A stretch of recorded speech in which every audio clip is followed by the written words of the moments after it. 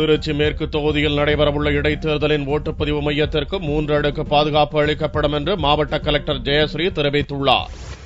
வரும் 13ஆம் தேதி திருச்சியில் நடைபெறவுள்ள இடைத்தேர்தலை முன்னிட்டு அதிகாரிகள் தேர்தல் பணிகளை விறுவிறுப்புடன் செய்து வருகின்றனர். தேர்தலில் பயன்படுத்தப்படும் மின்னணு இயந்திரங்கள் வைக்கப்பட்டுள்ள பஞ்சப்பூர் சாரநாதன் பொறியியல் கல்லூரி மையத்தை இடைத்தேர்தல் பார்வையாளர் RK பதக் பார்வையிட்டு மாவட்ட கலெக்டர் ஜெயஸ்ரீ மற்றும் அதிகாரிகளுடன் ஆலோசனை நடத்தினார். பணிகளை விரைந்து முடிக்கவும் அவர் அதிகாரிகளுக்கு உத்தரவிட்டார். இதுகுறித்து செய்தியாளர்களிடம் பேசிய கலெக்டர் ஜெயஸ்ரீ, இடைத்தேர்தலில் பதிவான ஓட்டுகளை எண்ணும் மையத்திற்கு 3 அடுக்கு பாதுகாப்பு அளிக்கப்படும் என்றும் ஓட்டு எண்ணிக்கை முழுவதும் வீடியோவில் பதிவு செய்யப்படும் என்றும் தெரிவித்தார். பாதுகாப்பை பொறுத்த வரைக்கும் 3 அடுக்கு பாதுகாப்பு போடணும்னு சொல்லி கமிஷன் உத்தரவு கொடுத்திருக்காங்க. இந்த 3 அடுக்கு பாதுகாப்புல அவுட்டர் ரிங்ல நம்மளுடைய லோக்கல் போலீஸ் வச்சுட்டு பாதுகாப்பு போட போறோம்.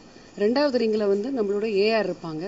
3வது ரிங்ல சென்ட்ரல் பாராமிலிட்டரி ஃபோர்ஸ் இருப்பாங்க. இந்த 3 ரிங் பாதுகாப்பு கொடுக்கும். பப்ளிக் அட்ரஸ் சிஸ்டம் மூலமா மக்களுக்கு தெரியறதுக்காகவும் ஏற்பாடு செஞ்சிருக்கோம். இதனிடையே பொதுமக்கள் அச்சமின்றி வாக்களிப்பதற்காக மாநகர காவல்துறை துணை கமிஷனர் ஜெயபாண்டியன் தலைமையில் போலீசாரின் கொடி அணிவகுப்பு நிகழ்ச்சி நடைபெற்றது.